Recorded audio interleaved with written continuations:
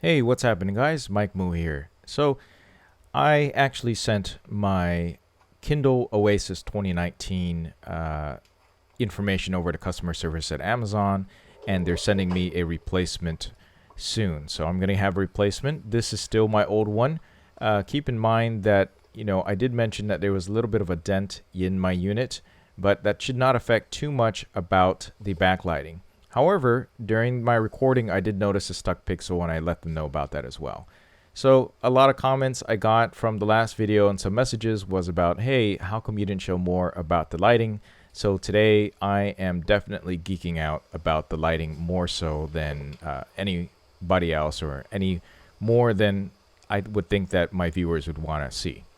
Okay, so here I have, as you can see, I have it in a relatively dim environment. I just want to show you some examples of how it looks like when you are using it in a relatively dim environment. Now, if you keep it on auto brightness, in a bright environment, what's going to happen is it's going to turn the brightness up all the way to the max. And I found that to be the case even in a Starbucks right underneath the light. Okay, so keep in mind that this does affect the battery life quite a lot more than some of us may be used to. If you didn't have a backlit version before, that's something that you should definitely know. All right, so there are 24 different segments of color temperature, all the way from cool, or shall I say daylight, all the way to really, really warm. All right, and then for the brightness levels, of course, all the way from off to on, so about 24 to 25, depending on whether you count the zero layer as a level as is completely off. On full brightness, it is definitely really, really bright and good enough for using, as I said before, even when you are in a fairly well-lit environment, if you just want your screen to glow. But I wanted to give you a comparison with a smartphone. So here I have my iPhone 10, and I'm showing you the relative brightness levels between the two units. So I'm gonna play around with this a bit and just go ahead and show you that this does get pretty bright. Okay, it's going to be brighter than what most of us need, and especially since the whole point with an e-ink Kindle Oasis or Kindle reader is that it is e-ink, and it's just basically like a piece of paper. So you don't really need it that bright. If you're outside, you already have the sunlight that's reflecting off of it, just like it would on a piece of paper. But at the same time, what's different about this is that in that same level of brightness, you can make it a little bit cooler, a little bit warmer, but out in daylight, you're really not going to notice a difference. This is going to be something that you're going to be doing either in a shade or indoors, not necessarily by the window light. What was surprising to me was how bright it got. Now, I'll show you detailed comparison later with a professional light meter, and you'll be able to see just exactly how many luxes that we have. All right, so this is showing the feature that is available also on the Oasis, but in this particular case, you can schedule a warmth schedule, just like what you were able to do if you were on a computer system. There was a freeware application called Period Lux, which allows you to go ahead and adjust the color temperature of your screen so that it's better suited for later hours. That will help you sleep. Over here, as you can see, you can schedule it based on your sunset and sunrise location. So it'll figure out your location through your Wi-Fi connection to figure out whether or not, what time zone you're in.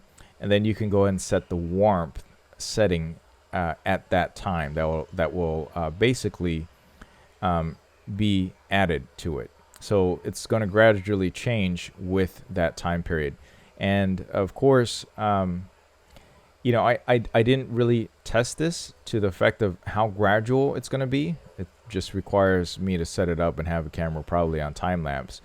But if you want to see the warmth, the maximum warmth level at that scheduled time between, let's say in this example, from 8 p.m. all the way up to 8 a.m., then you can just go ahead and tap and hold down, and you can choose any one of these 24, 25, we'll call it 25 segments. And you just kind of tap down on the screen on the warmth section to just get a nice preview of exactly what that's going to be like. This is of course all going to be completely up to you in terms of how comfortable you are with the color temperature. All right, and a lot of this I think is affected by your surroundings.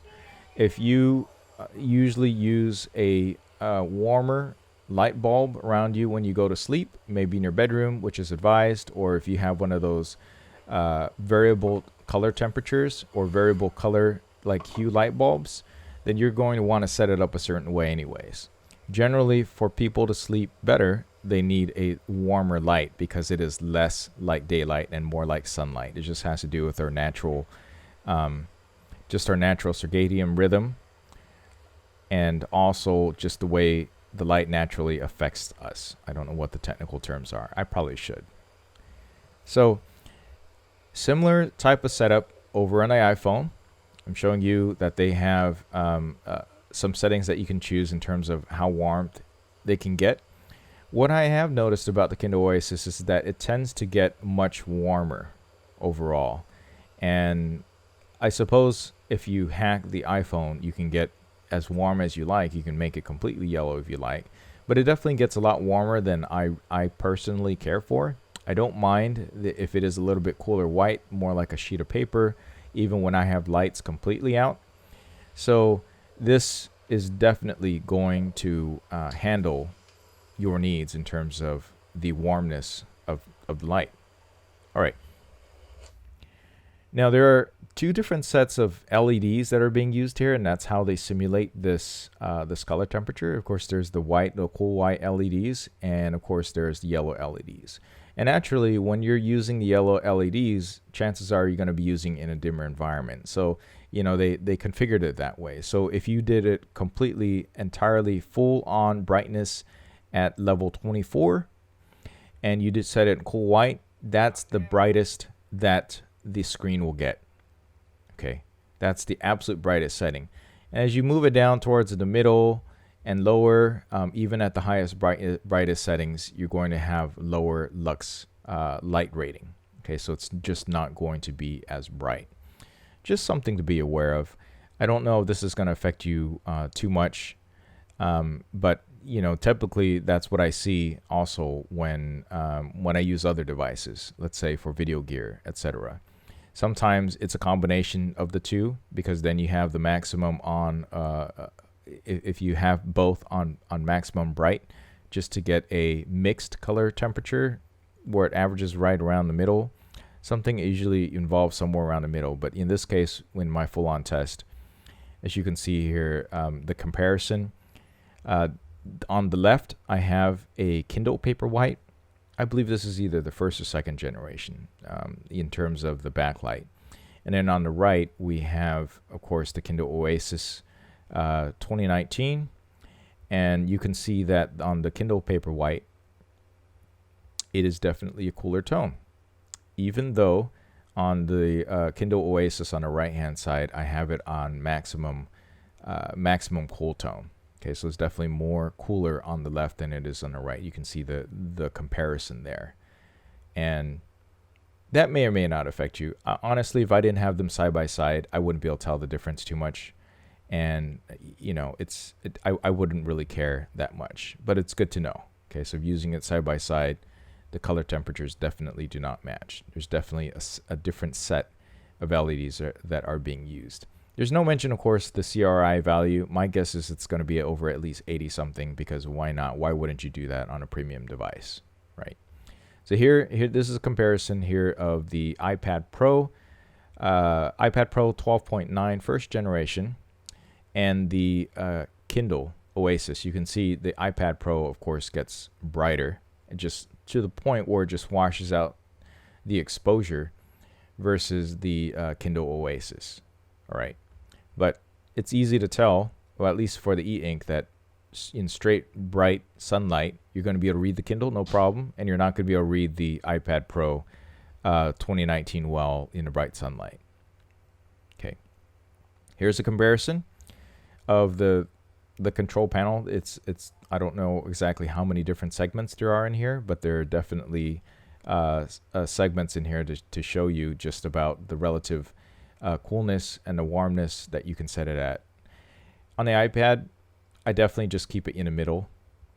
I actually choose not to use the yellowish hue on my iPad, and I generally don't use the iPad much at night anyway. But it's an option that is obviously available now for all the new iPads and iPad Pros. So here's a comparison of the middle ground between the iPad Pro and the Kindle Oasis there, right? Sometimes people wonder, hey, if I don't read a whole lot, does it make sense to get the iPad Pro? And I say so, because the iPad Pro, you can do so much more than you can with the Kindle. The Kindle is really, really a focused device for just more pleasurable reading experience for your eyes. And that the iPad Pro, of course, the screen is getting better, they're getting closer, they're kind of converging. It wouldn't surprise me if the technology gets such to the point where the iPad and the refresh rate and the reflectiveness and the technologies behind it get such that it could be like a hybrid between the two of them and do pretty well with it. But for most people, if you're not a huge reader, obviously the iPad makes a lot more sense. And here I'm doing the technical testing just a bit with a professional light meter. I believe this light meter, this is a Sekonic light meter. This was a roughly $600 device, but of course it includes a wireless module, which we're not testing here at all. So I'm showing you the maximum brightness measured is at 280 lux, just putting the sensor right on. And I think this is good just as a comparison between the two or three different devices that I'm showing here. Okay, so 280 lux is the maximum. That's more than generally any of us really need. Okay, so I'm adjusting that again. Just checking it again right now. It looks like it's at 170 or 120 in different areas. It depends on where I put the sensor on top of. So I generally need to put it right on top of a really, really open white area. Okay, so it's measuring 180, but I think what happened was, even though I have it at 24, I think what might have happened is that I had it on automatic too. So also important to note that for people who read in complete pitch darkness, the Kindle Oasis will definitely have levels such that it is so low that it most definitely won't bother most people who are sleeping next to you. So if you like to read at night in the dark and you have a light sensitive partner who's sleeping, such as like myself, I'm pretty light sensitive, the Kindle Oasis is going to get so low that the lux will not really affect or bother anybody. It's so low, it's even lower than the typical moonlight. So my guess is naturally, with us in the past, maybe sleeping outdoors, our eyelids are thick enough that it's not going to affect you that much. So I'm showing the different segments of brightness levels and the different lux ratings on here. And as you can see, right around the middle, we're getting at 23 lux at setting 12. And then it just keeps increasing a bit segmentally by 9 or 10 lux for each one during the middle. And then of course it'll max out at around 2 something. Okay. This is really geeking out. A lot of us aren't really going to care too much about this or worry too much about this. Unless you plan on using the Kindle Oasis for a flashlight, which I definitely won't recommend. Some of us do use screens. If anything, if you have a Kindle with you, you're most likely also going to have a smartphone. But it's definitely bright enough to capture someone's attention if you have it on max brightness. And it's going to suck your battery power quite a bit. So that was the regular Kindle Paperwhite at 200 lux. And this is now the Kindle Oasis. Okay, remember the Kindle Paperwhite lasted right around 23 lux in the middle, and then around 200 lux at the maximum, roughly. So here's the rating for the Kindle Oasis 2019. As you can see, it starts out pretty much at 3 at almost 1 lux, at 0.9 lux.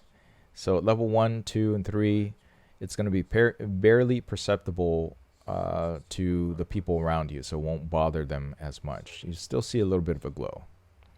All right, we're approaching 8 lux now. Now we're 9 lux.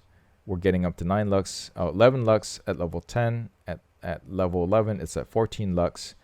And at 12 lux, it is at 19. So at 12 lux, at full coolness, this is less bright than the Kindle Paperwhite 1st or 2nd gen. All right, so we're moving on right on there in terms of the different lux settings. Now this is completely in the cool white spectrum, so this is really as bright as the unit will get at the maximum setting.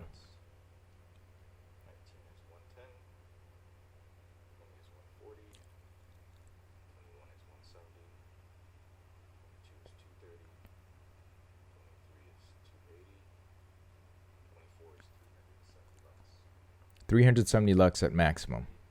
370. That is way brighter. That is over a third brighter than the Kindle Paperwhite in terms of lux ratios.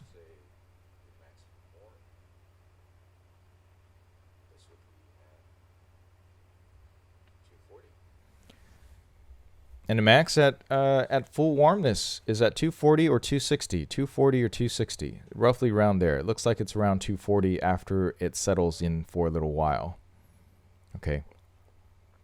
And in the middle of the range, smack in the middle, at that color temperature, we're looking at 320. All right. So that's still pretty high. Definitely not as high as full on cool, which maxes out at, of course, the 370 rating. Okay, so you get 320 in the middle, and you get 260, 270 at the max. All right, so there you have it. These are the different brightness levels and the different settings of the Kindle Oasis 2019. I hope this was informative to you. It definitely gives you a little bit more information than you probably were wanting to know as far as the settings. And again, as I mentioned before, I would generally just keep it around auto. And, you know, if I really need to sleep right away, or if the blue lighting really bothers me, of course, I can turn it down just a little bit more. But I think all the way to the right is just too much. All right, that's it for this video. Hopefully that's more than anything anybody would want to know about the new color lighting temperature system of the Kindle Oasis 2019, of course new. If you are interested in getting one of these, please consider using the links down below. They are affiliate links to Amazon, and that helps me keep my videos and my channels running. Thank you very much, and please give this a like and subscribe for more, and I will catch you in the next one.